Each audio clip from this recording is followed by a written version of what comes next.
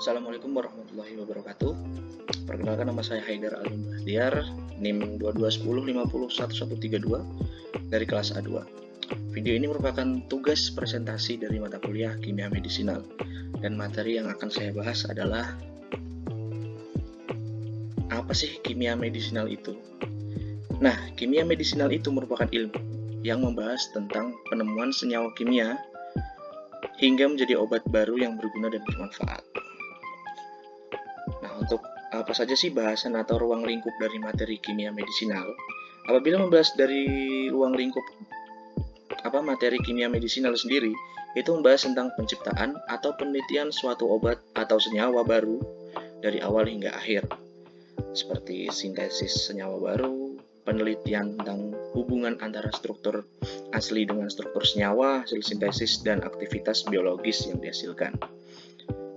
Nah, dengan berbagai macam reseptor termasuk enzim dan DNA, dalam materi kimia medisinal itu seperti membentuk suatu senyawa atau obat baru dari dalam penelitian yang sudah dilakukan oleh para peneliti tersebut.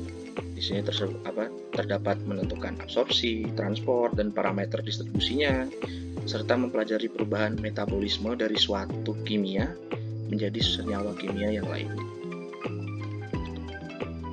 Nah, kimia medisinal ini tuh juga membahas tentang tahapan penelitian obat dan pengembangan obat hingga menjadi obat yang dapat digunakan.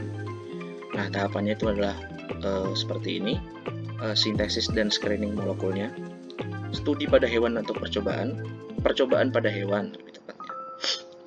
Nah, studi pada hewan tersebut itu sangat penting apabila ingin obat tersebut dapat diujikan atau digunakan oleh manusia, yaitu pertama melakukan percobaan kepada hewan terlebih dahulu. Nah, setelah melakukan percobaan pada hewan, barulah ada yang namanya studi pada manusia yang sehat atau percobaan pada manusia. Nah, manusia ini diberikan dengan obat atau senyawa kimia yang telah diteliti terlebih dahulu. Apakah efeknya sesuai yang diinginkan atau tidak? Nah, di sini juga ada studi pada manusia yang sakit atau pasien. Nah, ini maksudnya tuh senyawa obat yang diciptakan untuk penyakit tertentu. Nah, obat tersebut apabila ingin diujikan pada manusia yang sakit sesuai dengan kegunaan dari obat tersebut. Nah, selanjutnya ada studi pada manusia yang sakit dengan populasi diperbesar. Terus ada studi lanjutan post marketing, ini maksudnya setelah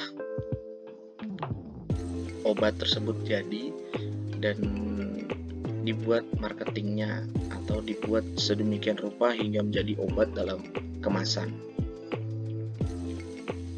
Oke teman-teman, dari materi kimia medisinal ini kita dapat mengetahui seberapa lama dan susahnya dalam membuat suatu obat atau senyawa baru.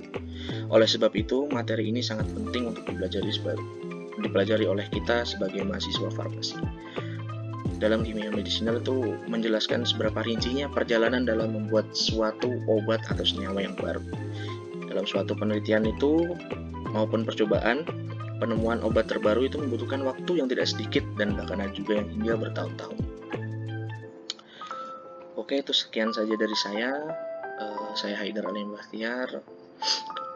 Bila ada kesalahan kata maupun kata-kata yang tidak baik, saya memohon maaf sebesar-besarnya. Wassalamualaikum warahmatullahi wabarakatuh.